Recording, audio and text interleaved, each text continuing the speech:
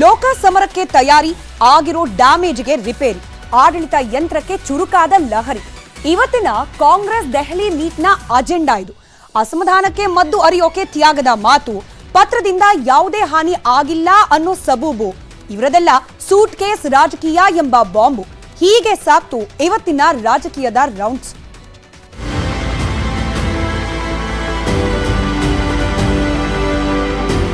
ಬಂಡಾಯಕ್ಕೆ ಮದ್ದೆರೆದು ಲೋಕಸಭೆ ಚುನಾವಣೆಯಲ್ಲಿ ಬಿಜೆಪಿ ಜೆಡಿಎಸ್ಗೆ ಸೋಲಿನ ಕಹಿ ಉಣಿಸಲು ಕಾಂಗ್ರೆಸ್ ಸಿದ್ಧತೆ ಮಾಡಿಕೊಳ್ಳುತ್ತಿದೆ. ದೆಹಲಿಯ ಎಐಸಿಸಿ ಕಚೇರಿಯಲ್ಲಿ ಕಾಂಗ್ರೆಸ್ ನಾಯಕರು 2 ಹೈವೋಲ್ಟೇಜ್ ಸಭೆ ನಡೆಸಿದ್ದಾರೆ. ಸಚಿವರು ಹಾಗೂ ಶಾಸಕರ ನಡುವಿನ ಭಿನ್ನಾಭಿಪ್ರಾಯ ಶಮನ ಮಾಡೋ ಬಗ್ಗೆ ಚರ್ಚೆ ನಡೆದಿದೆ. ಲೋಕಸಭಾ ಚುನಾವಣೆ ಬಗ್ಗೆ ಚರ್ಚೆ ಆಯಿತು. ಎಲ್ಲರೂ ಅವರವರ ಅಭಿಪ್ರಾಯಗಳನ್ನು ಹೇಳಿದ್ದಾರೆ. ಮೊದಲನೇ ನಿರ್ಣಯ ಏನಪ್ಪಾ ಅಂತಂದ್ರೆ, 31 ಜಿಲ್ಲೆಗಳಿದ್ದಾವೆ ಕರ್ನಾಟಕದಲ್ಲಿ. ಎಲ್ಲ ಜಿಲ್ಲೆಗಳಿಗೂ ಕೂಡ ಡಿಸ್ಟ್ರಿಕ್ಟ್ ಇನ್ಚಾರ್ಜ್ ಮಿನಿಸ್ಟ್ರಿಗಳಿದ್ದಾರೆ.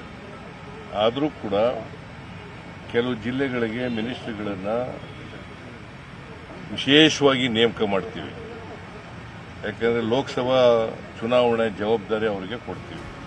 ನನಗೆ ಕೆಪಿಸಿಸಿ ಕಾರ್ಯಾಧ್ಯಕ್ಷ ಹುದ್ದೆ ಬೇಡ, ಹೈಕಮಾಂಡ್ ಬಿಟ್ಟುಕೊಡಿ ಎಂದರೆ ಹುದ್ದೆ ಬಿಟ್ಟುಕೊಡ್ತೀನಿ ಎಂದು ಸತೀಶ್ ಜಾರಕಿಹೊಳಿ ಹೇಳಿದ್ದಾರೆ.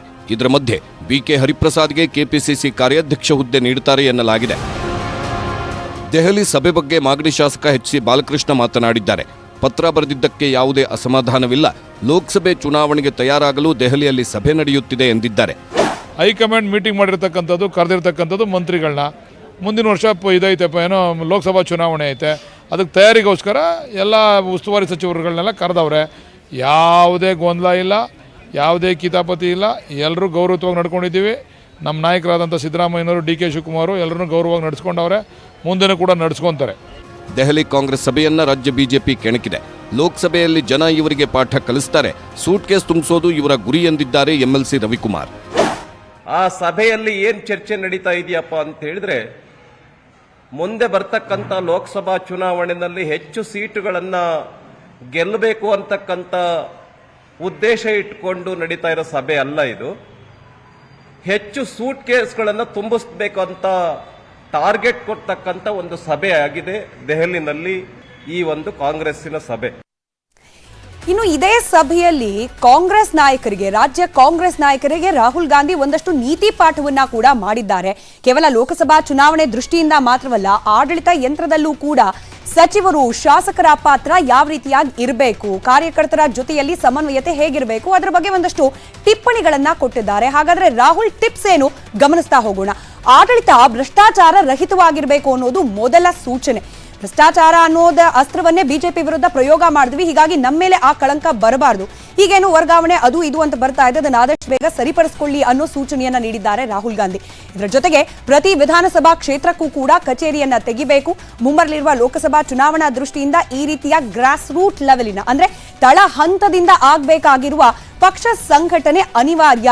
ಹೀಗಾಗಿ ಪ್ರತಿ ವಿಧಾನಸಭಾ ಕ್ಷೇತ್ರದಲ್ಲೂ ಕೂಡ ಕಚೇರಿಯನ್ನ ತೆರೀರಿ, ಅಲ್ಲಿ ಆಕ್ಟಿವ್ ಆಗಿರಿ ಅನ್ನೋ ಸೂಚನೆಯನ್ನ ಕೂಡ ನೀಡಿದ್ದಾರೆ. ಕೇವಲ ವಿಧಾನಸಭಾ ಕ್ಷೇತ್ರ ಮಾತ್ರ ಅಲ್ಲ, ಜಿಲ್ಲಾ ಮಟ್ಟದಲ್ಲೂ ಕೂಡ ಕಚೇರಿಗಳು ಏನಿದೆ ಅದನ್ನ ಸಕ್ರಿಯವಾಗಿ ಇಡಬೇಕು. ಕೇವಲ ನಾಮಕೆ ವಾಸ್ತೆ ಅನ್ನೋ ರೀತಿಯಲ್ಲಿ ಕಚೇರಿ ತೆರೆಯೋದು, ಅಲ್ಲಿ ಒಬ್ಬ ಕೋಆರ್ಡಿನೇಟರ್ನ ಇಡೋದು ಮಾತ್ರ ಅಲ್ಲ, ಅಸಲಿಗೆ ಆ ಕಚೇರಿ ತೆರೆಯೋದ್ರ ಉದ್ದೇಶ ಏನು, ಜನರು, ಮತದಾರರು, ಕಾರ್ಯಕರ್ತರು ಅವರ ದೂರು ದುಮ್ಮಾನಗಳನ್ನ ಆಲಿಸೋದು, ಅದಕ್ಕೆ ಆಕ್ಟಿವ್ ಕೇಂದ್ರವಾಗಿರಬೇಕು ಕಚೇರಿಗಳು ಜಿಲ್ಲಾ ಮಟ್ಟದಲ್ಲೂ ಕೂಡ ಅನ್ನೋ ಸೂಚನೆ ನೀಡಿದ್ದಾರೆ. ಇದರ ಜೊತೆಗೆ ಲೋಕಸಭೆಗೆ ತಳ ಹಂತದಿಂದ ಪಕ್ಷ ಸಂಘಟನೆ ಮಾಡಬೇಕು. ಯಾವ ರೀತಿಯಲ್ಲಿ ವಿಧಾನಸಭಾ ಚುನಾವಣೆಯಲ್ಲಿ ಬಹಳ ಬೇಗ ಹಾಗೆ ಬಹಳ ವ್ಯವಸ್ಥಿತವಾಗಿ ಸಂಘಟನೆಯ ಕಡೆಯಲ್ಲಿ ದೃಷ್ಟಿಯನ್ನ ಕೊಟ್ಟಿದ್ವಿ, ಅದೇ ರೀತಿಯಲ್ಲಿ ಲೋಕಸಭಾ ಚುನಾವಣೆಗೂ ಕೂಡ ಕೆಳ ಹಂತದಿಂದಲೇ ಪ್ರಿಪರೇಷನ್ ಶುರು ಆಗಬೇಕು ಅನ್ನೋ ಸೂಚನೆಯನ್ನ ನೀಡಿದ್ದಾರೆ. ಇದರ ಜೊತೆಗೆ ನಮ್ಮ ಟಾರ್ಗೆಟ್ ಇರೋದು ಲೋಕಸಭಾ ಚುನಾವಣೆಯಲ್ಲಿ ಇತಿಹಾಸ ನಿರ್ಮಾಣ ಮಾಡಬೇಕು. ಕನಿಷ್ಠ 15, ಹತ್ತತ್ರ 20 ಕ್ಷೇತ್ರಗಳನ್ನ ಗೆಲ್ಲಲೇಬೇಕು ಅನ್ನೋ ಆದೇಶವನ್ನ ಕೂಡ ಸೂಚನೆ ರೂಪದಲ್ಲಿ ನೀಡಿದ್ದಾರೆ ರಾಹುಲ್ ಗಾಂಧಿ. ಇದರ ಜೊತೆಗೆ ಕಾರ್ಯಕರ್ತರೊಂದಿಗೆ ಸಚಿವರ ಸಂಪರ್ಕ ಇರಬೇಕು. ಈಗೇನು ಶಾಸಕರ ಜೊತೆ ಹಾಗೆ ಸಚಿವರ ಜೊತೆಯಲ್ಲಿ ಸಮನ್ವಯತೆ ಕೊರತೆ ಅಂತ ಕೇಳೋಕ್ ಸಿಗ್ತಾ ಇದೆ, ಇದು ರಿಪೀಟ್ ಆಗಬಾರ್ದು. ಕೇವಲ ಶಾಸಕರ ಮಟ್ಟದಲ್ಲಿ ಮಾತ್ರವಲ್ಲ, ಕಾರ್ಯಕರ್ತರಿಗೂ ಕೂಡ ಅವೈಲಬಲ್ ಆಗಿರಬೇಕು ಸಚಿವರುಗಳು ಅನ್ನೋದನ್ನ ಕೂಡ ಮನದಟ್ಟಾಗುವಂತೆ ತಿಳಿಸಿ ಹೇಳಿದ್ದಾರೆ ರಾಹುಲ್ ಗಾಂಧಿ. ಹಾಗೆ ಕಾರ್ಯಕರ್ತರನ್ನ ಸಕ್ರಿಯವಾಗಿಟ್ಟು ಈ ಎಲ್ಲ ಅಜೆಂಡಾಗಳನ್ನ ಇಂಪ್ಲಿಮೆಂಟ್ ಅಂದ್ರೆ ಕಾರ್ಯರೂಪಕ್ಕೆ ತರುವಲ್ಲಿ ನಿಮ್ಮ ಪಾತ್ರ ಬಹಳ ಮುಖ್ಯ ಅನ್ನೋದು ರಾಹುಲ್ ಗಾಂಧಿ ಅವರ ಸೂಚನೆ. ಇದಿಷ್ಟು ಸೂಚನೆಯ ಜೊತೆಗೆ ಮುಂಬರಲಿರುವ ಕಾರ್ಯಕರ್ತರ ಕುಂದುಕೊರತೆಗಳನ್ನ ಕೂಡ ಆಲಿಸ್ತಾ ಮುಂಬರಲಿರುವ ಲೋಕಸಭಾ ಚುನಾವಣೆಗೆ ತಯಾರಿಯನ್ನ ಮಾಡಿಕೊಳ್ಳಿ ಅನ್ನೋ ಸೂಚನೆಯನ್ನ ಕೊಟ್ಟಿದ್ದಾರೆ ರಾಹುಲ್ ಗಾಂಧಿ ಅನ್ನೋ ಮಾಹಿತಿ ದೆಹಲಿ ಅಂಗಳದಿಂದ ಕೇಳೋಕ್ ಸಿಗ್ತಾ ಇದೆ. ಕೇವಲ ಇಷ್ಟು ಮಾತ್ರ ಅಲ್ಲ, ಲೋಕಸಭೆಯ ಈ ಟಾರ್ಗೆಟ್ 20 ಮುಟ್ಲಿಕ್ಕೆ ಒಂದಷ್ಟು ತಂತ್ರಗಾರಿಕೆಗಳನ್ನ ಕೂಡ ರಚಿಸಿದೆ ಕಾಂಗ್ರೆಸ್ ಹೈಕಮಾಂಡ್. ಆ ಒಂದು ತಂತ್ರಗಾರಿಕೆಯ ಭಾಗವಾಗಿ ಲೋಕ ಅಖಾಡಕ್ಕೆ ಕೆಲ ಮಂತ್ರಿಗಳು ಹಾಗೆ ಶಾಸಕರುಗಳನ್ನ ಇಳಿಸೋ ಪ್ರಯತ್ನವನ್ನ ಮಾಡಲಿದೆಯಂತೆ. ಯಾವ್ಯಾವ ಕ್ಷೇತ್ರದಿಂದ ಯಾರ್ಯಾರು ಕಣಕ್ಕಿಳಿಯೋ ಸಾಧ್ಯತೆ ಇದೆ ಬಿಜೆಪಿ ವಿರುದ್ಧವಾಗಿ ಅನ್ನೋದನ್ನ ಗಮನಿಸ್ತಾ ಹೋಗೋಣ. ಬೆಂಗಳೂರು ಉತ್ತರ ಕೃಷ್ಣ ಬೈರೇಗೌಡರನ್ನ ಕಣಕ್ಕಿಳಿಸೋ ಸಾಧ್ಯತೆ, ಡಿ.ವಿ. ಸದಾನಂದ ಗೌಡರ ವಿರುದ್ಧವಾಗಿ ಕೃಷ್ಣ ಬೈರೇಗೌಡರನ್ನ ಕಣಕ್ಕಿಳಿಸಿ ಗೆಲ್ಲುವ ಪಾಸಿಬಿಲಿಟೀಸ್ ಅನ್ನ ಹೆಚ್ಚು ಮಾಡಿಕೊಳ್ಳೋಣ ಅನ್ನೋ ಲೆಕ್ಕಾಚಾರ ಹಾಕಲಾಗ್ತಾ ಇದೆ. ಹಾಗೆ ಬೆಳಗಾವಿ ಹಾಲಿ ಸತೀಶ್ ಜಾರಕಿಹೊಳಿ ಅವರು ಸಚಿವರಿದ್ದಾರೆ, ಅವರನ್ನ MP ಸೀಟ್ಗೆ ಎಲೆಕ್ಟ್ ಆಗುವಂತೆ ಮಾಡೋ ಪ್ರಯತ್ನ, ಬೆಳಗಾವಿ ಲೋಕಸಭಾ ಕ್ಷೇತ್ರದಿಂದ ಕಣಕ್ಕಿಳಿಸಿ ಮಂಗಳ ಅಂಗಡಿಯವರನ್ನ ಸೋಲಿಸಬೇಕು ಅನ್ನೋ ಲೆಕ್ಕಾಚಾರ ಮಾಡಲಾಗ್ತಿದೆ.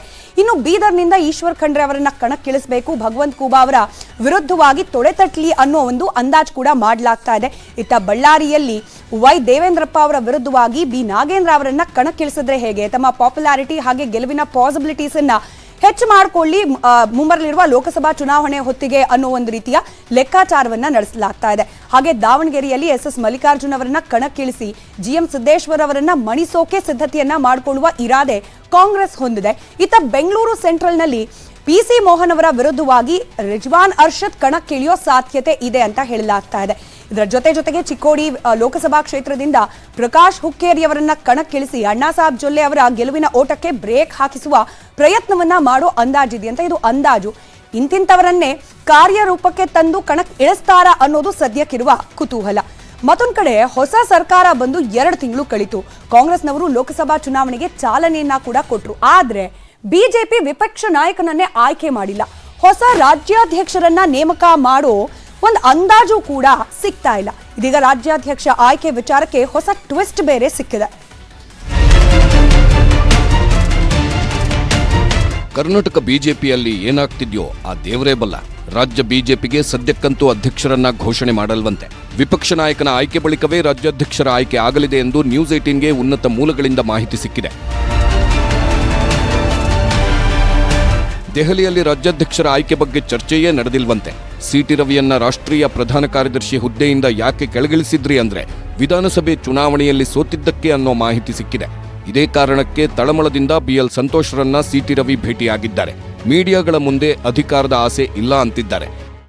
ರಾಜ್ಯಾಧ್ಯಕ್ಷರ ಹುದ್ದೆಗೆ ಅಂತ ಹೇಳಿ ರೇಸ್ನ ಕಾಂಪಿಟೇಷನ್ ಇಟ್ಟಿಲ್ಲ. ಹಾಗಾಗಿ ರೇಸಲ್ಲಿರೋ ಪ್ರಶ್ನೆ ಇಲ್ಲ. ಕಾಂಪಿಟೇಷನ್ ಇದ್ದಾಗ ರೇಸಲ್ಲಿ ಇರಬೇಕಾಗತ್ತೆ, ಅದಕ್ಕೆ ಕಾಂಪಿಟೇಷನ್ ಇರೋದಿಲ್ಲ. ಜವಾಬ್ದಾರಿಯನ್ನು ಕೇಳಿ ಪಡಿಬಾರ್ದು ಯಾರುವೆ. ಯಾವ ಕಾಲಕ್ಕೆ ಯಾರು ಸೂಕ್ತ ಅನ್ನೋದನ್ನು ಪಕ್ಷದ ವರಿಷ್ಠರು ತೀರ್ಮಾನ ಮಾಡ್ತಾರೆ. ಇನ್ನೊಂದು ಕಡೆ ಬಿಜೆಪಿಯಲ್ಲಿ ರಾಜ್ಯಾಧ್ಯಕ್ಷ ಸ್ಥಾನಕ್ಕಾಗಿ ಫೈಟ್ ಜೋರಾಗಿದೆ. ಒಕ್ಕಲಿಗರಿಗೆ ರಾಜ್ಯಾಧ್ಯಕ್ಷ ಸ್ಥಾನ ಕೊಡಬೇಕು ಅನ್ನೋ ಚರ್ಚೆ ನಡುವೆ ವಾಲ್ಮೀಕಿ ಸಮುದಾಯದ ಶ್ರೀರಾಮುಲು ಪರ ಛಲವಾದಿ ನಾರಾಯಣಸ್ವಾಮಿ ಬ್ಯಾಟ್ ಬೀಸಿದ್ದಾರೆ. ಇಲ್ಲ ಈಗೇಂತಲ್ಲ, ಎಲ್ಲರ ಹೆಸರು ಇದೆ. ಹೈಕಮಾಂಡ್ ಯಾರ ಬಗ್ಗೆ ತೀರ್ಮಾನ ತಗೊಳ್ತಾರೋ ನೋಡ್ಬೇಕಷ್ಟೇ. ಸರ್, ಒಂದು ಪಕ್ಷ ನಡೆಸೋ ತಾಕತ್ತು ದಲಿತರಿಗಿದ್ರೆ ಯಾಕೆ ಕೊಡಬಾರ್ದು? ದಲಿತರು ಆಗ್ಬಹುದು. ಇನ್ನು ರೇಸ್ ಕೂಡ ಜೋರಾಗಿ ನಡೀತಾ ಇದೆ. ಹಾಗೆ ಈ ರೇಸ್ನ ನಡುವೆ ಕೇಳಿ ಬರ್ತಾ ಇರುವ ಹೆಸರುಗಳಲ್ಲಿ ಯಾರ್ಯಾರ ಪಾಸಿಟಿವ್ಸ್ ಏನು ಹಾಗೆ ನೆಗೆಟಿವ್ಸ್ ಏನು ಅನ್ನೋ ಲೆಕ್ಕಾಚಾರಗಳು ಕೂಡ ಕಾಣೋಕ್ ಸಿಗ್ತಾ ಇದೆ. ಹಾಗಾದ್ರೆ ಸದ್ಯಕ್ಕೆ ಈ ರಾಜ್ಯಾಧ್ಯಕ್ಷ ಗಾದಿ ಮೇಲೆ ಕಣ್ಣಿಟ್ಟಿರುವ ಬಿಜೆಪಿಯ ನಾಯಕರೇನು, ಅವರ ಬಲ ಏನು, ಬಲಹೀನತೆ ಏನು ಗಮನಿಸ್ತಾ ಹೋಗೋಣ. ಮೊದಲನೇದಾಗಿ ಇವತ್ತು ಛಲವಾದಿ ನಾರಾಯಣಸ್ವಾಮಿ ಅವರು ಶ್ರೀರಾಮುಲು ಅವರ ಹೆಸರನ್ನ ಪ್ರಸ್ತಾಪ ಮಾಡಿದ್ರು. ಯಾಕಾಗಿರಬಹುದು? ಪಾಸಿಟಿವ್ಸ್ ಏನು? ಪ್ರಬಲ ವಾಲ್ಮೀಕಿ ಸಮುದಾಯದ ನಾಯಕ, ಅವಕಾಶ ಕೊಡಿ ಅಲ್ಲ ಈ ಸಮುದಾಯಕ್ಕೂ ಕೂಡ. ಪ್ರತಿ ಬಾರಿ ಈಗೇನು ನೀವು ಒಕ್ಕಲಿಗರು ಲಿಂಗಾಯತರೆ ಪ್ರಬಲ ಸಮುದಾಯ ಅಂತ ಹೇಳ್ತಿದ್ದೀರಿ, ಈ ಬಾರಿ ಈ ವಾಲ್ಮೀಕಿ ಸಮುದಾಯಕ್ಕೂ ಕೂಡ ಅವಕಾಶ ಕೊಡಿ ಅನ್ನೋ ಆಗ್ರಹ. ಹಾಗೆ ಉಪಮುಖ್ಯಮಂತ್ರಿ ಸ್ಥಾನದ ಮೇಲೆ ಕಣ್ಣಿತ್ತು. ಅಂದ್ರೆ ಒಬ್ಬ ಪ್ರಬಲ ಸ್ಪರ್ಧಿ ನಾನು ಕೂಡ, ಹಾಗೆ ಪ್ರಮುಖ ಸಮುದಾಯಕ್ಕೆ ಸಂಬಂಧಪಟ್ಟ ನಾಯಕ ಕೂಡ, ಸಿಕ್ಕಿದ್ರೆ ಹೈಯರ್ ಪೋಸ್ಟೇ ಸಿಗ್ಲಿ ಅನ್ನೋ ಪ್ರಯತ್ನವನ್ನ ರಾಮುಲು ಅವರು ಹಿಂದಿನ ಅನೇಕ ಬಾರಿ ಅನೇಕ ಅವಕಾಶಗಳ ಸಂದರ್ಭದಲ್ಲಿ ಮಾಡ್ತಾ ಇರೋದನ್ನ ನಾವು ಗಮನಿಸ್ತಾ ಇದೀವಿ. ಹಾಗೆ ಉತ್ತರ ಕರ್ನಾಟಕ ಭಾಗದಲ್ಲಿ ಪರಿಚಿತ ಮುಖ, ಬಹಳ ವರ್ಷಗಳಿಂದ ಓಡಾಡ್ಕೊಂಡಿದ್ದಾರೆ. ಹಾಗೆ ಬೇರೆ ಬೇರೆ ಹುದ್ದೆಯನ್ನ ಕೊಟ್ಟಿದ್ದನ್ನ ತಕ್ಕ ಮಟ್ಟಿಗೆ ಸಮರ್ಥವಾಗಿ ನಿಭಾಯಿಸಿದ್ದಾರೆ, ಜನರಿಗೆ ಸ್ಪಂದಿಸ್ತಿದ್ದಾರೆ ಅನ್ನೋ ಒಂದಷ್ಟು ಪ್ಲಸ್ ಪಾಯಿಂಟ್ ಕೂಡ ಇದು ರಾಜ್ಯಾಧ್ಯಕ್ಷ ಹುದ್ದೆಗೆ ಅವರಿಗೆ ಆಡ್ ಆನ್ ಬೆನಿಫಿಟ್ ಆಗಬಹುದು ಅನ್ನೋ ಅಂದಾಜು ಕಾಣೋಕ್ ಸಿಗ್ತಾ ಇದೆ. ಇನ್ನು ಉತ್ತರ ಕರ್ನಾಟಕ ಭಾಗದಲ್ಲಿ ಪರಿಚಿತವಾಗಿರುವ ಮುಖ ಆಗಿರೋದ್ರಿಂದ ಶ್ರೀರಾಮುಲು ಅವರನ್ನ ಕಣಕ್ಕಿಳಿಸಿ ಅನ್ನೋ ವಾದ ಕೂಡ ಕೇಳೋಕ್ ಸಿಗ್ತಾ ಇದೆ. ಇದರ ಜೊತೆಗೆ ಮತ್ತೊಂದು ಅಂಶಗಳನ್ನ ಕೂಡ ಗಮನಿಸ್ತಾ ಹೋಗೋಣ. ಬಿಜೆಪಿ ರಾಜ್ಯಾಧ್ಯಕ್ಷ ಗಾದಿಯಲ್ಲಿ ಆ ಒಂದು ರೇಸ್ನಲ್ಲಿರುವ ಇತರರು ಯಾರು ಅಂತ ಹೇಳಿ ಅದಕ್ಕಿಂತ ಮುಂಚೆ ರಾಮುಲು ಅವರ ಬಲಹೀನತೆ ಅಥವಾ ಮೈನಸ್ ಪಾಯಿಂಟ್ಸ್ ಏನು ಗಮನಿಸ್ತಾ ಹೋಗೋಣ. ವಿಧಾನಸಭೆ ಚುನಾವಣೆಯಲ್ಲಿ ಹೀನಾಯ ಸೋಲನ್ನ ಅನುಭವಿಸಿರೋದು, ಹೀಗಾಗಿ ಸೋತವರಿಗೇನು ರಾಜ್ಯಾಧ್ಯಕ್ಷ ಪಟ್ಟ ಕಟ್ತೀರಿ, ಸಂಘಟನೆ ಹೇಗೆ ಮಾಡ್ತಾರೆ ಅನ್ನೋ ಪ್ರಶ್ನೆ ಎದುರಾದ್ರೂ ಕೂಡ ಅಚ್ಚರಿ ಇಲ್ಲ. ಕರಾವಳಿ ಹಳೆ ಮೈಸೂರು ಭಾಗದಲ್ಲಿ ಅಷ್ಟಾಗಿ ಪ್ರಭಾವ ಇಲ್ಲ. ಉತ್ತರ ಕರ್ನಾಟಕ ಭಾಗದಲ್ಲಿ ಇದೆ ನೋ ಡೌಟ್, ಆದ್ರೆ ಬೇರೆ ರೀಜನ್ ಅಲ್ಲೂ ಕೂಡ ಇರಬೇಕಲ್ಲ ಪಾತ್ರ ಪ್ರಭಾವ, ಅದು ಇಲ್ಲ ಅನ್ನೋದು. ಸಮುದಾಯದಲ್ಲೂ ಕೂಡ ಸಂಪೂರ್ಣ ಪ್ರಾಬಲ್ಯ ಇಲ್ಲ. ಬೇರೆ ಬೇರೆ ಸಮುದಾಯಗಳಿಗೆ ಕಂಪೇರ್ ಮಾಡಿದಾಗ ಮಾಸ್ ಲೀಡರ್ ಅಂತ ಏನು ಕರೆಸ್ಕೊಳ್ತಾರೆ, ಅದಕ್ಕೆ ಕಂಪೇರ್ ಮಾಡಿ ನೋಡಿದಾಗ ಶ್ರೀರಾಮುಲು ಅವರು ಅದಕ್ಕೆ ಮ್ಯಾಚ್ ಆಗ್ತಿಲ್ಲ ಅನ್ನೋದು. ಇದರ ಜೊತೆಗೆ ಮತ್ತೊಂದಷ್ಟು ಹೆಸರು, ಹಾಗೆ ಇತ್ತೀಚೆಗೆ ಆಗೇ ಬಿಡ್ತಾರೆ ರಾಜ್ಯಾಧ್ಯಕ್ಷರು ಅಂತ ಹೇಳಿ ಪರಿಗಣಿಸಲಾಗಿದ್ದ ಸಿ.ಟಿ. ರವಿ ಅವರು. ಯಾಕೆ ಪ್ರಬಲವಾಗಿ ಇವ್ರ ಹೆಸರು ಕೇಳಿ ಬರ್ತಾ ಇದೆ ಅಂತಂದ್ರೆ, ಪ್ರಬಲ ಒಕ್ಕಲಿಗ ಸಮುದಾಯದ ನಾಯಕತ್ವ. ಈಗ ಒಂದು ಲಿಂಗಾಯತ ಮತ್ತೊಂದು ಒಕ್ಕಲಿಗ ಅನ್ನೋ ಆ ಕಾಸ್ಟ್ ಕಾಂಬಿನೇಷನ್ ನ ವರ್ಕೌಟ್ ಮಾಡಬೇಕು ಅನ್ನೋ ಅಂದಾಜಿಗೆ ಸಿ.ಟಿ. ರವಿ ಅವರ ಈ ಒಂದು ಸಮುದಾಯದ ಹಿನ್ನೆಲೆ ಪ್ಲಸ್ ಪಾಯಿಂಟ್ ಆಗುತ್ತೆ ಅನ್ನೋ ಅಂದಾಜು. ಹಾಗೆ ಹಿಂದುತ್ವ ಪ್ರತಿಪಾದಕ ಸಂಘಟನೆಯ ಬಲ, ಹಾಗೆ ಬಿ.ಎಲ್. ಸಂತೋಷ್ ಅವರ ಆಪ್ತ, ಎಲ್ಲ ಅಂಶಗಳು ಕೂಡ ಸಿ.ಟಿ. ರವಿ ಅವರ ಹೆಸರನ್ನ ರಾಜ್ಯಾಧ್ಯಕ್ಷ ಹುದ್ದೆಗೆ ಪರಿಗಣನೆಗೆ ತೆಗೆದುಕೊಳ್ಳಬಹುದು ಅನ್ನೋ ಸಾಧ್ಯತೆಗಳನ್ನ ಸೂಚಿಸ್ತಾ ಇದೆ. ಇನ್ನು ರಾಷ್ಟ್ರೀಯ ಪ್ರಧಾನ ಕಾರ್ಯದರ್ಶಿಯಾಗಿ ಕಾರ್ಯವನ್ನ ನಿರ್ವಹಿಸಿದ ಅನುಭವ ಕೂಡ ಇದೆ. ಅದನ್ನ ಇಲ್ಲಿ ರಾಜ್ಯಾಧ್ಯಕ್ಷರಾದ ಸಂದರ್ಭದಲ್ಲಿ ಬಳಕೆ ಮಾಡಿಕೊಳ್ಳಬಹುದು ಅನ್ನೋ ಅಂದಾಜು. ಆದ್ರೆ ಮೈನಸ್ ಪಾಯಿಂಟ್ಸ್ ಏನು, ವಿಧಾನಸಭಾ ಚುನಾವಣೆಯಲ್ಲಿ ಸೋತಿದ್ದಾರೆ ಸಿ.ಟಿ. ರವಿ ಕೂಡ. ತಮ್ಮ ಆಪ್ತ ಬಳಗದಲ್ಲೇ ಇದ್ದವರು ಎಗನೆಸ್ಟ್ ಆಗಿ ನಿಂತಾಗ ಅವರು ವಿರುದ್ಧವಾಗಿ ಗೆಲ್ಲಿಕ್ ಸಾಧ್ಯವಾಗಲಿಲ್ಲ. ಯಡಿಯೂರಪ್ಪ ಜೊತೆಯಲ್ಲಿ ಸಂಬಂಧ ಅಷ್ಟಕ್ಕಷ್ಟೇ, ಕಾಲಿಗೆ ಬಿದ್ರು ನಮಸ್ಕಾರ ಮಾಡಿದ್ರು, ಬಟ್ ಒಳಗಿರುವ ಬೇಗುದಿ ಸಂಪೂರ್ಣವಾಗಿ ಶಮನ ಆಯ್ತಾ ಗೊತ್ತಿಲ್ಲ. ಒಕ್ಕಲಿಗ ಸಮುದಾಯದಲ್ಲೂ ಕೂಡ ಪ್ರಾಬಲ್ಯ ಇಲ್ಲ. ಒಕ್ಕಲಿಗ ಸಮುದಾಯದಲ್ಲೇ 3-4 ಹೆಸರುಗಳು ಕೂಡ ಇರೋದ್ರಿಂದ ಟಫ್ ಕಾಂಪಿಟೇಷನ್ ಇದ್ದೇ ಇದೆ. ಸಂಪೂರ್ಣ ನಾಯಕತ್ವ ಇವರ ಹೆಸರಲ್ಲೇ ಇದೆ ಒಕ್ಕಲಿಗ ಸಮುದಾಯದ್ದು ಅಂತ ಕೂಡ ಪರಿಗಣಿಸಲಿಕ್ಕೆ ಕಷ್ಟ ಸಾಧ್ಯ. ಹಾಗೆ ಶೋಭಾ ಕರಂದ್ಲಾಜೆ ಅವರ ಹೆಸರು ಕೂಡ ಚಾಲ್ತಿಯಲ್ಲಿದೆ. ಅವರ ಪ್ಲಸ್ ಅಂಡ್ ಮೈನಸ್ ಪಾಯಿಂಟ್ಸ್ ಗಮನಿಸ್ತಾ ಹೋಗೋಣ. ಮಹಿಳೆಗೊಂದು ಅವಕಾಶ ಕೊಡಬೇಕು ಅನ್ನೋದು, ಆ ಮೂಲಕ ಮಹಿಳಾ ಮತದಾರರನ್ನ ಸೆಳೆಯಬಹುದು ಅನ್ನೋದು, ಒಕ್ಕಲಿಗ ಸಮುದಾಯಕ್ಕೆ ಸೇರ್ಪಟ್ಟವರು, ಹಿಂದುತ್ವದ ಪ್ರತಿಪಾದಕಿ ಅನ್ನೋ ಅಂಶ ಕೂಡ ಶೋಭಾ ಕರಂದ್ಲಾಜೆ ಅವರಿಗೆ ಪ್ಲಸ್ ಪಾಯಿಂಟ್ ಆಗಬಹುದು. ಹಾಗೆ ಸಂಘಟನೆಯ ಬಲ ಕೂಡ ಶೋಭಾ ಕರಂದ್ಲಾಜೆ ಅವರಿಗೆ ಇದೆ. ಹೀಗಾಗಿ ಅವರನ್ನ ರಾಜ್ಯಾಧ್ಯಕ್ಷ ಹುದ್ದೆಗೆ ಕನ್ಸಿಡರ್ ಮಾಡಬಹುದು ಅನ್ನೋ ಅಂದಾಜು. ಇದರ ಜೊತೆಗೆ ಮೋದಿ ಸಂಪುಟದಲ್ಲಿ ಸಚಿವೆಯಾದ ಅನುಭವ ಇದೆ. ಹೈಕಮಾಂಡ್ನ ನಾಯಕರ ಜೊತೆಯಲ್ಲಿ ತಕ್ಕ ಮಟ್ಟಿಗೆ ಉತ್ತಮವಾದ ಬಾಂಧವ್ಯವನ್ನ ಕೂಡ ಹೊಂದಿದ್ದಾರೆ. ಇದೆಲ್ಲವೂ ಕೂಡ ರಾಜ್ಯಾಧ್ಯಕ್ಷೆ ಆಗ್ಲಿಕ್ಕೆ ಒಂದಷ್ಟು ಆಡ್ ಆನ್ ಬೆನಿಫಿಟ್ ಆಗಬಹುದು ಅಂತ ಹೇಳಿ. ಇದರ ಜೊತೆಗೆ ಯಡಿಯೂರಪ್ಪನವರ ಬಣದ ಸಹಕಾರ ಸಿಗುವ ಸಾಧ್ಯತೆ ಕೂಡ ಇನ್ ಕೇಸ್ ಏನಾದರೂ ಶೋಭಾ ಕರಂದ್ಲಾಜೆ ಅವರು ರಾಜ್ಯಾಧ್ಯಕ್ಷೆ ಆದ ಸಂದರ್ಭದಲ್ಲಿ ಅನ್ನೋ ಅಂದಾಜು ಮಾಡಲಾಗ್ತಾ ಇದೆ. ಹಾಗಾದ್ರೆ ಮೈನಸ್ ಪಾಯಿಂಟ್ಸ್ ಏನು ಅದನ್ನು ಕೂಡ ಗಮನಿಸೋಣ. ಸಮಗ್ರ ಕರ್ನಾಟಕದಲ್ಲಿ ಪರಿಚಿತರಲ್ಲ, ಹೆಸರು ಗೊತ್ತಿರಬಹುದು, ಹೆಸರು ಮಾತ್ರ ಗೊತ್ತಿದ್ರೆ ಸಾಕಾಗೋದಿಲ್ಲ. ಅವರ ಪಾತ್ರ ಪ್ರಭಾವ, ಅದರ ಪರಿಣಾಮಗಳು ಕೂಡ ಆಗ್ಬೇಕಾಗತ್ತೆ. ಸಂಘಟನೆ ಆಗ್ಬೇಕು ಅಂತಂದ್ರೆ ಪ್ಯಾನ್ ಕರ್ನಾಟಕ ನಾಯಕಿ ಅಂತ ಹೇಳಿ ಇನ್ನೂ ಗುರುತಿಸಿಕೊಂಡಿಲ್ಲ. ಕೇವಲ ಕರಾವಳಿಗಷ್ಟೇ ಅವರ ಪ್ರಭಾವ ಸೀಮಿತವಾಗಿರೋದು ಕೂಡ ಹಿನ್ನಡೆ ಆಗಬಹುದು ಅವರನ್ನ ರಾಜ್ಯಾಧ್ಯಕ್ಷೆಯನ್ನಾಗಿ ಆಯ್ಕೆ ಮಾಡುವ ಪ್ರಕ್ರಿಯೆಯಲ್ಲಿ ಅನ್ನೋ ಮಾತು ಕೂಡ ಬಿಜೆಪಿ ಪಾಳ್ಯದಲ್ಲಿ ಕೇಳೋಕ್ ಸಿಗ್ತಾ ಇದೆ. ಕರಾವಳಿಗಷ್ಟೇ ಸೀಮಿತವಾದವರನ್ನ ಪ್ಯಾನ್ ಕರ್ನಾಟಕ ಲೀಡರ್ ಅಂತ ಹೇಳಿ ಒಪ್ಕೊಳ್ತಾರಾ ಬೇರೆ ಭಾಗರು ಅನ್ನೋ ಪ್ರಶ್ನೆ. ಹಾಗೆ ವಿವಿಧ ಬಣಗಳ ಸಮನ್ವಯತೆ ತರೋದು, ಈಗ ಬಿಜೆಪಿ ರಾಜ್ಯ ಘಟಕದಲ್ಲೇನೆ ಬೇರೆ ಬೇರೆ ಬಣಗಳಾಗಿ ಹೋಗಿದೆ, ಅವುಗಳ ನಡುವೆ ಒಂದ್ ರೀತಿಯ ಸಾಮರಸ್ಯ ತರೋದು ಸವಾಲಾಗಬಹುದು ಶೋಭಾ ಅವರಿಗೆ ಅಂತ ಹೇಳಿ. ಒಕ್ಕಲಿಗ ಸಮುದಾಯದಲ್ಲಿ ಪ್ರಾಬಲ್ಯ ಇಲ್ಲ. ಒಕ್ಕಲಿಗ ಸಮುದಾಯದ ನಾಯಕಿ ಆದ್ರೂ ಕೂಡ ಒನ್ ಅಂಡ್ ಓನ್ಲಿ ನಾಯಕಿ ಅಂತ ಹೇಳಿ ಕನ್ಸಿಡರ್ ಮಾಡೋಷ್ಟು ಪ್ರಾಬಲ್ಯ ಶೋಭಾ ಕರಂದ್ಲಾಜೆ ಅವರಿಗಿಲ್ಲ. ಹೀಗಾಗಿ ಕೇಳೋಕ್ ಸಿಗ್ತಿರುವ ಬಹುತೇಕ ಎಲ್ಲಾ ಹೆಸರುಗಳಲ್ಲೂ ಕೂಡ ಪಾಸಿಟಿವ್ ಎಷ್ಟಿದೆ ಅಷ್ಟೇ ನೆಗೆಟಿವ್ ಕೂಡ ಕೇಳೋಕ್ ಸಿಗ್ತಾ ಇರೋದ್ರಿಂದ ಆಯ್ಕೆ ಪ್ರಕ್ರಿಯೆ ಮತ್ತಷ್ಟು ಗೊಂದಲಕ್ಕೆ ಕಾರಣವಾಗ್ತಾ ಇದೆ. ಇದು ಒಂದ್ ಕಡೆ ಆದ್ರೆ, ದಶಕ ಕಳೆದ್ರೂ ಕೂಡ ಉತ್ತರ ಇಲ್ಲದ ಪ್ರಶ್ನೆಯಾಗಿ ಉಳಿದಿರೋದು ಸೌಜನ್ಯ ಕೊಂದವರು ಯಾರು ಅನ್ನೋದು. ಸತ್ಯ ಹೊರಬರಲೇಬೇಕು, ಮರುತನಿಖೆ ಆಗ್ಲೇಬೇಕು ಅನ್ನೋ ಆಗ್ರಹ ದಿನೇ ದಿನೇ ಹೆಚ್ಚಾಗ್ತಾ ಇದೆ. ಧರ್ಮಸ್ಥಳದ ಧರ್ಮಾಧಿಕಾರಿಗಳು ತಮ್ಮ ಕುಟುಂಬದ ವಿರುದ್ಧ ಕೇಳೋಕ್ ಸಿಗ್ತಾ ಇರೋ ಆರೋಪಕ್ಕೂ ಕೂಡ ಇವತ್ತು ಪ್ರತಿಕ್ರಿಯೆ ನೀಡಿದ್ದಾರೆ.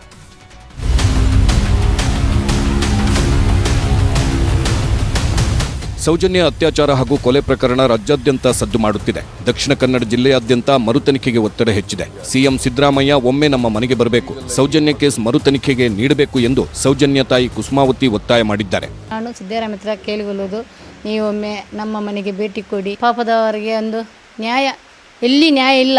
ದೊಡ್ಡವರಿಗೆ ಕಾನೂನು ನ್ಯಾಯ ಇರೋದು, ನಮ್ಮಂಥವ್ರಿಗೆ ನ್ಯಾಯ ಇಲ್ಲ. ಆದ ಕಾರಣ ಎಲ್ಲರೂ ಇಡೀ ರಾಜ್ಯ ಸರ್ಕಾರನೇ ಇರೋದು ಅವರ ಒಟ್ಟಿಗೆ. ಆದರೆ ನಮಗೆ ನ್ಯಾಯ ಸಿಗಲಿಲ್ಲ. ನಮ್ಮ ಬೆಳ್ತಂಗಡಿ ತಾಲೂಕಿನ ಶಾಸಕರಾದ ಹರೀಶ್ ಪೂಂಜಾರು ನಮ್ಮ ಮನೆಗೆ ಬಂದು ನಮ್ಮ ಹತ್ರನೇ ಕೇಳಬೇಕಿತ್ತು. ನಮಗೆ ಖಂಡಿತವಾಗಿ ಇದರಲ್ಲಿ ನಮಗೆ ಭರವಸೆ ಇಲ್ಲ. ಸೌಜನ್ಯ ಕೇಸ್ ಬಗ್ಗೆ ಧರ್ಮಸ್ಥಳದ ಧರ್ಮಾಧಿಕಾರಿ ಮಾತನಾಡಿದ್ದಾರೆ. ಹತ್ಯೆಗೆ ನ್ಯಾಯ ದೊರಕಿಸಿಕೊಡಲು ನಮ್ಮ ಕುಟುಂಬ ಒತ್ತಾಯಿಸಿತ್ತು. ಸಿಐಡಿ, ಸಿಬಿಐ ಸಂಸ್ಥೆಗಳು ತನಿಖೆ ನಡೆಸಿದ್ದವು. ಆರೋಪಿಯನ್ನ ನ್ಯಾಯಾಲಯ ಖುಲಾಸೆಗೊಳಿಸಿದೆ. ಆದರೂ ಈಗ ಸುಮ್ಮನೆ ಸುಳ್ಳು ಹೇಳಿಕೆ ಕೊಡೋದು ತಪ್ಪು ಎಂದು ಪತ್ರಿಕಾ ಪ್ರಕಟಣೆ ಹೊರಡಿಸಿದ್ದಾರೆ.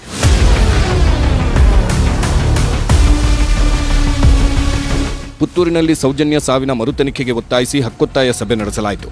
ಒಕ್ಕಲಿಗ ಗೌಡ ಸಂಘದ ನೇತೃತ್ವದಲ್ಲಿ ಕಡಬದ ತಹಶೀಲ್ದಾರ್ ಕಚೇರಿ ಬಳಿ ಪ್ರತಿಭಟನೆ ಮಾಡಲಾಯಿತು. ದಿನೇ ದಿನೇ ಉಡುಪಿ ವಿಡಿಯೋ ಕೇಸ್ ಹೊಸ ತಿರುವನ್ನ ಪಡೆದುಕೊಳ್ತಾ ಇದೆ. ಬಿಜೆಪಿ ಕೂಡ ತನ್ನ ಆರೋಪಗಳನ್ನ ಮತ್ತಷ್ಟು ತೀಕ್ಷ್ಣ ಮತ್ತು ಮೊನಚು ಮಾಡಿಕೊಳ್ತಾ ಪ್ರಕರಣಕ್ಕೆ ನಿಷೇಧಿತ ಪಿಎಫ್ಐ ಲಿಂಕ್ ಬಗ್ಗೆ ಪ್ರಸ್ತಾಪ ಮಾಡ್ತಾ ಇದೆ. ಆರೋಪ ಪ್ರತ್ಯಾರೋಪದ ನಡುವೆ ತನಿಖೆ ಕೂಡ ಪ್ರಗತಿಯಲ್ಲಿದೆ. ಉಡುಪಿ ಕಾಲೇಜಿನ ಶೌಚಾಲಯದಲ್ಲಿ ಹಿಂದೂ ವಿದ್ಯಾರ್ಥಿನಿಯರ ವಿಡಿಯೋ ಮಾಡಿದ ಕೇಸ್ ಸ್ಫೋಟಕ ತಿರುವು ಪಡೆದಿದೆ. ಆರೋಪ ಹೊತ್ತಿರೋ ವಿದ್ಯಾರ್ಥಿನಿಯರಾದ ಶಬನಾಜ್, ಅಲ್ಫಿಯಾ ಹಾಗೂ ಅಲಿಮಾತುಲ್ ಪೋಷಕರಿಗೆ ನಿಷೇಧಿತ ಪಿಎಫ್ಐ ಜೊತೆ ಸಂಬಂಧವಿದೆ. ಪಿಎಫ್ಐ ಮಹಿಳಾ ವಿಂಗ್ ಜೊತೆ 3 ವಿದ್ಯಾರ್ಥಿನಿಯರು ಸಂಪರ್ಕದಲ್ಲಿದ್ದಾರೆ ಎಂದು ಬಿಜೆಪಿ ಬಾಂಬ್ ಸಿಡಿಸಿದೆ. ಇನ್ನೊಂದೇನಂದ್ರೆ ಆ ಮಹಿಳೆಯರು 3 ಜನ ಯಾರು ಮುಸ್ಲಿಂ ವಿದ್ಯಾರ್ಥಿನಿಯರಿದ್ದಾರೆ, ಅವರ ಬಗ್ಗೆ ಕೂಡ ಮಾಹಿತಿಯನ್ನು ಕಲೆ ಹಾಕಬೇಕು. ಅವರ ಅವರ ತಂದೆ ಪಿಎಫ್ಐ ಆಕ್ಟಿವಿಸ್ಟ್ ಎಂಬುದನ್ನು ಮಾಹಿತಿ ಕೂಡ ಬಂದಿದೆ. ಮತ್ತೆ ಪಿಎಫ್ಐ ಲೇಡಿ ವಿಂಗ್ ಈಗ ಆಪರೇಟ್ ಆಗ್ತದೆ ಎಂಬುದು ಕೂಡ ಮಾಹಿತಿ ಇದೆ. ಅದರ ಸಂಪರ್ಕದಲ್ಲಿದ್ದಾರೆ ಎಂಬುದನ್ನು ಕೂಡ ಕೆಲವೊಂದು ಮಾಹಿತಿಗಳು ನಮಗೆ ಲಭ್ಯವಾಗಿದೆ.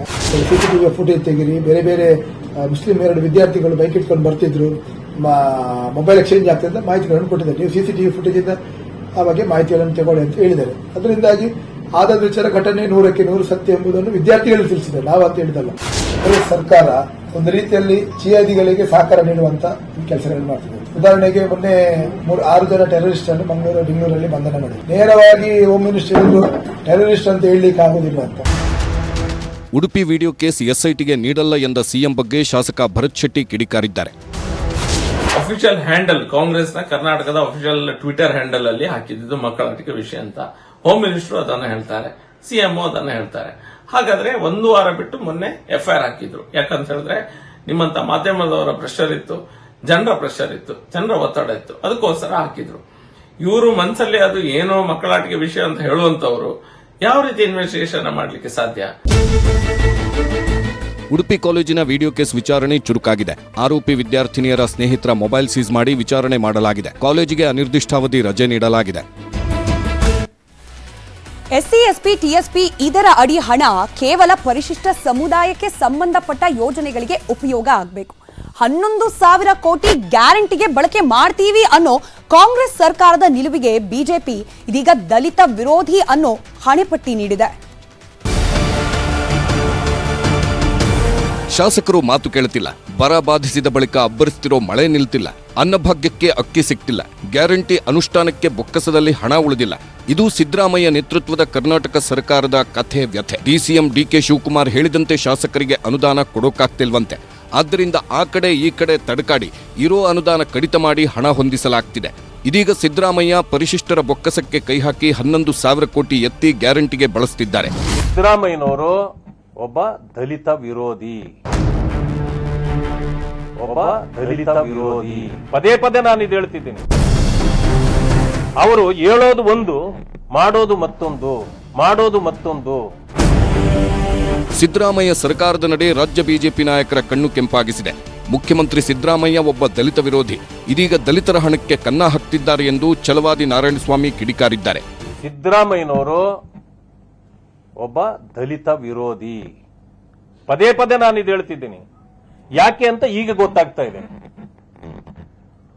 ಅವರು ಹೇಳೋದು ಒಂದು, ಮಾಡೋದು ಮತ್ತೊಂದು. ಹಣವನ್ನ ಬೇರೆ ಬೇರೆ ಇಲಾಖೆಗಳಿಗೆ ಅದನ್ನ ವರ್ಗಾವಣೆ ಮಾಡ್ತಾ ಇದ್ರು ಅಂತ ನಾನು ಆಪಾದನೆ ಅವತ್ತಿಂದ ಮಾಡ್ತಿದ್ದೀನಿ. ಗ್ಯಾರಂಟಿ ಗಮ್ಮತ್ತು ಹೆಂಗಿದೆ ಅಂದ್ರೆ ಸ್ವಪಕ್ಷದ ಶಾಸಕರಿಗೆ ಅನುದಾನ ಕೊಡೋಕಾಗ್ತಿಲ್ಲ. ಆದ್ದರಿಂದ ಕಾಂಗ್ರೆಸ್ ಎಂಎಲ್ಎಗಳು ಮುನಿದಿದ್ದಾರೆ.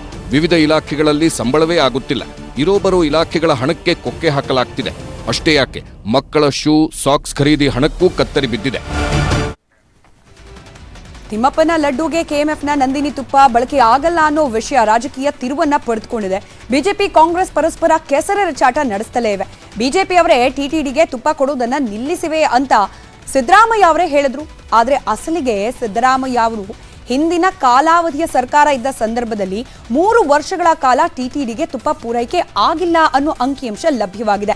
ಯಡಿಯೂರಪ್ಪ ಕಾಲಾವಧಿಯಲ್ಲಿ 1 ವರ್ಷ ತುಪ್ಪ ಕಳಿಸಲಾಗಿಲ್ಲ. ಯಾಕೆ ಸ್ವಾಮಿ ಹಿಂಗೆ ಅಂದ್ರೆ ಕರ್ನಾಟಕದಲ್ಲಿ ಬೇಡಿಕೆ ಹೆಚ್ಚಿದೆ, ಕಡಿಮೆ ದರಕ್ಕೆ ಗುಣಮಟ್ಟದ ತುಪ್ಪ ಪೂರೈಕೆ ಕಷ್ಟ ಅಂತಿದ್ದಾರೆ ಕೆಎಂಎಫ್ ಅಧ್ಯಕ್ಷ ಭೀಮಾನಾಯಕ್.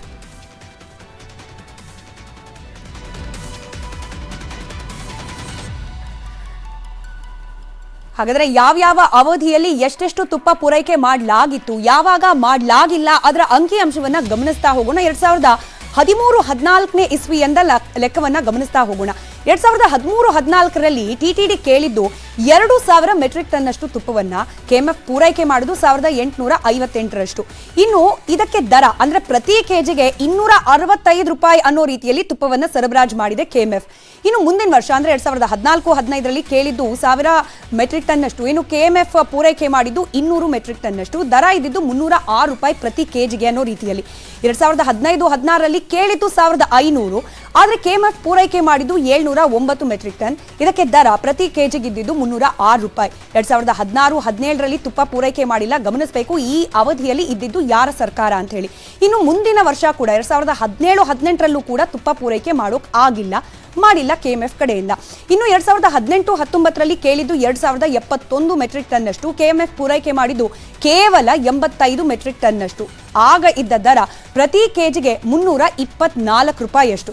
2019-20ರಲ್ಲಿ ಕೇಳಿದ್ದು ಟಿಟಿಡಿ 1150 ಮೆಟ್ರಿಕ್ ಟನ್ ಅಷ್ಟು ತುಪ್ಪವನ್ನ, ಕೆಎಂಎಫ್ ಪೂರೈಕೆ ಮಾಡಿದ್ದು 1408 ಮೆಟ್ರಿಕ್ ಟನ್ ಅಷ್ಟು ತುಪ್ಪವನ್ನ.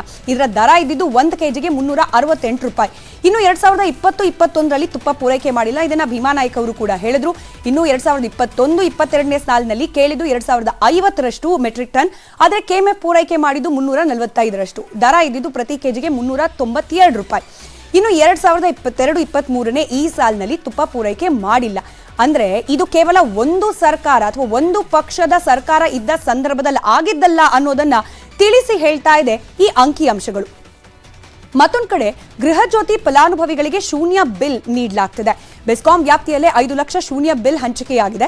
ಮೊದಲ ತಿಂಗಳಿನಲ್ಲಿ ಗೃಹ ಜ್ಯೋತಿಗೆ 55 ಲಕ್ಷ ಮಂದಿ ನೋಂದಣಿಯನ್ನ ಮಾಡಿಸಿದ್ರು. ಅದರ ಪೈಕಿ 5 ಲಕ್ಷ ಮಂದಿಗೆ ಬೆಸ್ಕಾಂ ಶೂನ್ಯ ಬಿಲ್ ಕೊಟ್ಟಿದೆ. 3-4 ದಿನಗಳಲ್ಲಿ ಎಲ್ಲ 55 ಲಕ್ಷ ಜನರಿಗೆ ಬಿಲ್ ನೀಡೋಕೆ ಬೆಸ್ಕಾಂ ನಿರ್ಧರಿಸಿದೆ. ಸದ್ಯ ಶೂನ್ಯ ಬಿಲ್ ಪಡೆದಿರುವ ಮಹಿಳೆಯರು ಫುಲ್ ಖುಷಿಯಾಗಿದ್ದಾರೆ. 0 ಬಂದಿದೆ. ಮುಂಚೆ 1200 ರೂಪಾಯಿ ಬರ್ತಾ ಇತ್ತು. ಕಾಂಗ್ರೆಸ್ ಗೌರ್ಮೆಂಟ್ಗೆ ತುಂಬ ಥ್ಯಾಂಕ್ಸ್ ಹೇಳ್ತೀವಿ. ಇಬ್ರು ದುಡಿದ್ರೂ ಬಾಡಿಗೆ ಕಟ್ಕೊಂಡು ಎಲ್ಲ ಮ್ಯಾನೇಜ್ ಮಾಡೋಕೆ ತುಂಬ ಕಷ್ಟ ಆಗ್ತಾಯಿತ್ತು. ಕರೆಂಟ್ ಬಿಲ್ಗೆ ಆಗೋಗ್ತಾಯಿತ್ತು ದುಡ್ದಿದ್ದೆಲ್ಲ. ಎಷ್ಟು ಬಂದೈತೆ ನಾವು ಓದಲ್ಲಪ್ಪ. 2 ರೂಪಾಯಿ ಎತ್ತೀರಿ. 2 ರೂಪಾಯಿ ಬಂದಿದೆಯಂತ. ಹೋದ ತಿಂಗಳಲ್ಲಿ ಎಷ್ಟು ಬರ್ತಾ ಇತ್ತು? ಅದು ಈ 150 200 ರೂಪಾಯಿ ಬರೋದು ಅಷ್ಟೇ. ತಿಂಗಳ ಅಷ್ಟು ಬರ್ತಿತ್ತು ಸಾಮಾನ್ಯ. ಈ ತಿಂಗಳು 2 ರೂಪಾಯಿ ಬಂದಿದೆ. 2 ರೂಪಾಯಿ ಬಂದೈತೈತೆ. ನಮಗೆ ಎಲೆಕ್ಟ್ರಿಕ್ ಬಿಲ್ 0 ಬಂದಿದೆ. ತುಂಬಾ ಥ್ಯಾಂಕ್ಸ್ ಗೌರ್ಮೆಂಟ್ಗೆ. ತುಂಬಾ ಥ್ಯಾಂಕ್ಸ್. ಈ ಮೀಡಿಯಾ ಹೋದ ತಿಂಗಳು ನಿಮಗೆ 1900 ಚಿಲ್ಲರೆ ಬಂದಿತ್ತು.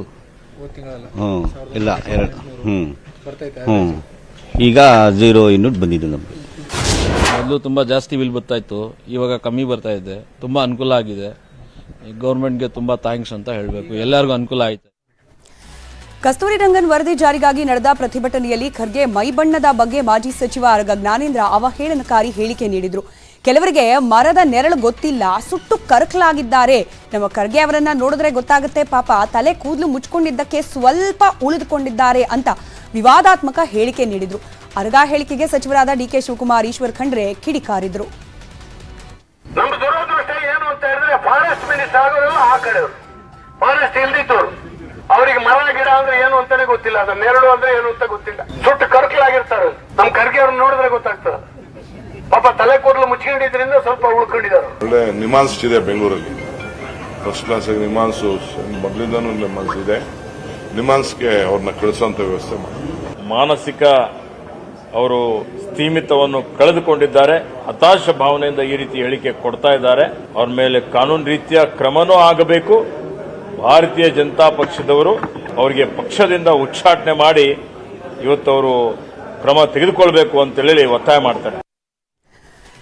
ಆಕ್ರೋಶ ಹೆಚ್ಚಾಗ್ತಾ ಇದ್ದಂತೆ ಆರಗ ಜ್ಞಾನೇಂದ್ರ ಕಣ್ಬಿಟ್ರು. ತಮ್ಮ ಮಾತಿಗೆ ವಿಷಾದ ವ್ಯಕ್ತಪಡಿಸಿದ್ರು. ಅರಣ್ಯ ಸಚಿವ ಖಂಡ್ರೆ ಅವರನ್ನ ಟೀಕಿಸುವ ಭರದಲ್ಲಿ ಬೇರೆಯವರ ಹೆಸರು ತಪ್ಪಾಗಿ ಉಚ್ಚರಿಸಿದ್ದೇನೆ, ಇದಕ್ಕಾಗಿ ವಿಷಾದಿಸ್ತೇನೆ ಎಂದಿದ್ದಾರೆ. ಮಲ್ಲಿಕಾರ್ಜುನ್ ಖರ್ಗೆ ಅವ್ರ ಬಗ್ಗೆ ನಾನು ಎಲ್ಲೂ ಕೂಡ ಹೇಳಿಲ್ಲ. ಮಲ್ಲಿಕಾರ್ಜುನ್ ಖರ್ಗೆ ಅವ್ರನ್ನ ಟೀಕಿಸುವಷ್ಟು ದೊಡ್ಡಸ್ತಿಗೆ ನನಗಿದೆ ಅಂತ ಹೇಳಿ ನನಗೇನು ಅನ್ಸಲ್ಲ. ಅದ್ರ ಬಗ್ಗೆ ನಾನು ಯಾವಾಗಲೂ ಕೂಡ ಗೌರವ ಇಟ್ಕೊಂಡು ಮಾತಾಡೋ ಅಂಥವನು, ಆ ರೀತಿ ನಾನು ಹೇಳಲಿಲ್ಲ.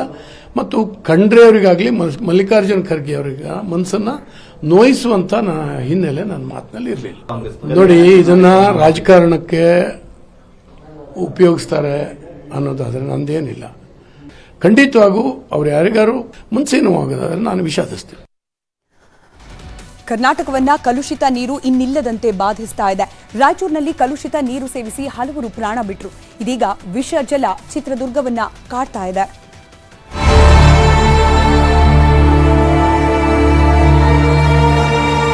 ಚಿತ್ರದುರ್ಗದ ಕವಾಡಿಗರಹಟ್ಟಿ ಕೆಟ್ಟ ಕಾರಣಕ್ಕೆ ಸುದ್ದಿಯಲ್ಲಿದೆ. ಕಲುಷಿತ ನೀರು ಸೇವಿಸಿ 3 ಸಾವನ್ನಪ್ಪಿ 78 ಜನ ಆಸ್ಪತ್ರೆ ಸೇರಿದ್ದಾರೆ. ಈ ಘಟನೆಯಿಂದ ಇಡೀ ಬಡಾವಣೆ ಜನ ಬೆಚ್ಚಿ ಬಿದ್ದಿದ್ದಾರೆ. ಮೃತ ಮಂಜುಳಾ ಕುಟುಂಬಕ್ಕೆ ಪರಿಹಾರ ನೀಡದಿದ್ರೆ ಅಂತ್ಯ ಸಂಸ್ಕಾರವನ್ನೇ ಮಾಡಲ್ಲ ಅಂತ ಸಂಬಂಧಿಕರು ಪಟ್ಟು ಹಿಡಿದಿದ್ರು. ಬಳಿಕ ಡಿಸಿ ಮನವೊಲಿಸಿದ್ರು. ಇದ್ದಕ್ಕಿದ್ದಂಗೆ ನನ್ನ ಹೆಂಡತಿಗೆ ಹುಷಾರಿಲ್ಲ ಅಂತ ಹಾಸ್ಪಿಟ್ಲಿಗೆ ಕರ್ಕೊಂಡು ಹೋದ್ವಾ. ಅಲ್ಲಿ ವಾಂತಿ ಭೇದಿ ಅಂತ ಹೇಳಿ ಕರ್ಕೊಂಡು ಹೋದ್ವಿ.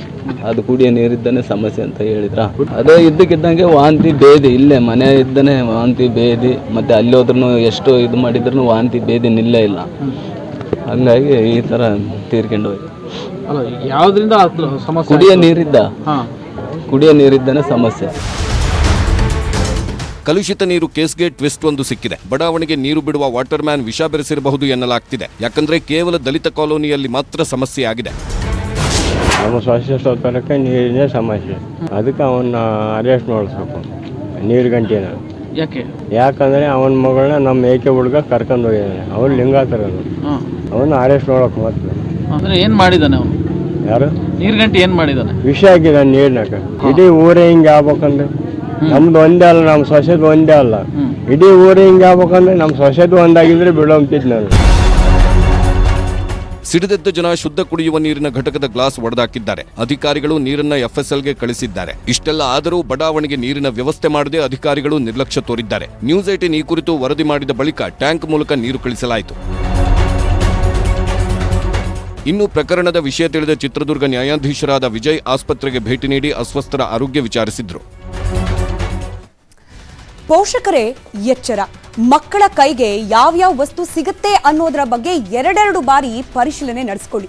ನಾಣ್ಯ, ಹಣ್ಣು, ತಿಂಡಿ, ಊಟ ಗಂಟ್ಲಲ್ಲಿ ಸಿಲುಕುವ ಸಾಧ್ಯತೆ ಇರುತ್ತೆ. ಇದೀಗ ಆ ಪಟ್ಟಿಗೆ ಚಾರ್ಜರ್ ಕೂಡ ಸೇರಿದೆ.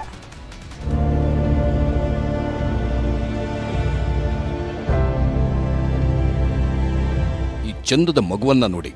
ಕಾರವಾರದ ಸಿದ್ದರ ಗ್ರಾಮದ ಸಂತೋಷ್ ಹಾಗೂ ಸಂಜನಾ ದಂಪತಿಯ ಈ ಮಗುವಿಗೆ ಬರೀ 8 ತಿಂಗಳು. ತೊಟ್ಟಿಲಲ್ಲಿ ಮಲಗಿದ್ದ ಮಗು ಸಾನ್ನಿಧ್ಯ ಮುಂಜಾನೆ ಎದ್ದು ಮನೆಯಲ್ಲೆಲ್ಲ ಸುತ್ತಾಡಿ ತುಂಟಾಟ ಮಾಡಿ ತೊದಲು ನುಡಿಯಲ್ಲಿ ಅಮ್ಮ ಅಪ್ಪ ಎಂದು ಆಟ ಆಡುತ್ತಿದ್ಲು. ಆದರೆ ಉಪಹಾರ ಸಿದ್ಧಪಡಿಸುತ್ತಿದ್ದ ಅಮ್ಮನ ಹತ್ತಿರ ಹೋಗಿ ಮೊಬೈಲ್ ಚಾರ್ಜರ್ನ ಕೇಬಲ್ಗೆ ಬಾಯಿ ಹಾಕಿದ್ದಷ್ಟೇ ಶಾಕ್ ಹೊಡೆದು ಸಾನ್ನಿಧ್ಯ ಸ್ಥಳದಲ್ಲೇ ಪ್ರಾಣ ಬಿಟ್ಟಿದ್ದಾಳೆ.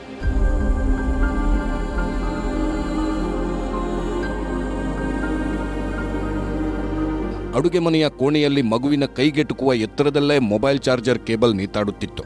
ಕೆಲಸದ ಗಡಿಬಿಡಿಯಲ್ಲಿ ಸ್ವಿಚ್ ಆಫ್ ಮಾಡೋದನ್ನು ತಾಯಿ ಮರೆತಿದ್ರಂತೆ. ಅದೇ ಚಾರ್ಜರ್ ಮಗು ಸಾನ್ನಿಧ್ಯಗಳನ್ನ ಬಲಿ ಪಡೆದಿದೆ. ಮೊಬೈಲ್ ಚಾರ್ಜರನ್ನು ಬಾಯಲ್ಲಾಕಿ ದುರಾದೃಷ್ಟ ವ್ರತ ಆಗಿದೆ. ಅದೇ ಇಂಥ ಪರಿಸ್ಥಿತಿ ಯಾರಿಗೂ ಬೇರೆಯವರಿಗೆ ಬರೋದು ಬೇಡ. ಸ್ವಲ್ಪ ಮಕ್ಕಳ ಬಗ್ಗೆ ಕಾಳಜಿ ವಹಿಸಿ, ಮತ್ತು ಮೊಬೈಲ್ ಹಾಗೂ ಚಾರ್ಜರನ್ನು ಸ್ವಲ್ಪ ದೂರ ಇಡಿ.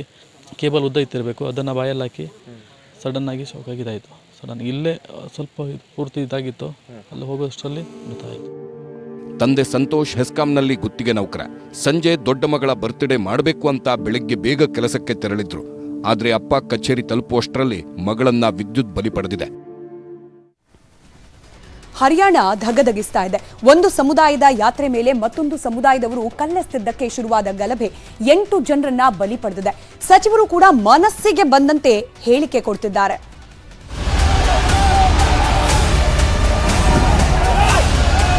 ಹರಿಯಾಣದ ಮೇವಾಟ್ ಹೆಚ್ಚು ಕಡಿಮೆ 80% ಮುಸಲ್ಮಾನ ಸಮುದಾಯದವರೇ ಇರುವ ಜಿಲ್ಲೆ. ಅದೇ ಜಿಲ್ಲೆಯ ನುಹ್ನಲ್ಲಿ ವಿಶ್ವ ಹಿಂದೂ ಪರಿಷತ್ ಧಾರ್ಮಿಕ ಮೆರವಣಿಗೆ ನಡೆಯುತ್ತಿತ್ತು. ಕಟ್ಟಡ ಮೇಲಿಂದ ಎಸೆದ ಕಲ್ಲುಗಳು ಹಿಂದೂ ಕಾರ್ಯಕರ್ತರ ತಲೆ ಒಡೆದವು. ಪ್ರಕರಣ ಸಂಬಂಧ ಹರಿಯಾಣ ಪೊಲೀಸರು ತಡರಾತ್ರಿ 116 ಮಂದಿಯನ್ನ ಬಂಧಿಸಿ 41 ಎಫ್ಐಆರ್ ದಾಖಲಿಸಿದ್ದಾರೆ.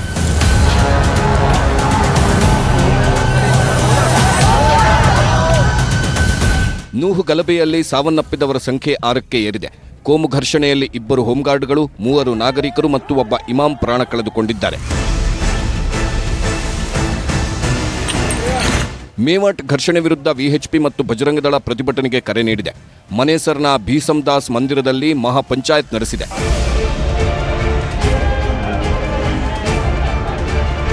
ಕೋಮುಗಲಭೆ ಬಗ್ಗೆ ಹರಿಯಾಣದಲ್ಲಿ ರಾಜಕೀಯ ಶುರುವಾಗಿದೆ. ಯಾತ್ರೆ ಆಯೋಜಕರನ್ನು ಡಿಸಿಎಂ ಚೌಟಾಲಾ ದೂಷಿಸಿದ್ರೆ ಗೃಹ ಸಚಿವ ಅನಿಲ್ ವಿಜ್ ಸಮರ್ಥನೆಗೆ ನಿಂತಿದ್ದಾರೆ. जो आयोजक थे कल की यात्रा के, उनने भीड़ एस्टिमेशन का प्रॉपर द्वारा डिस्ट्रिक्ट प्रशासन को नहीं दिया.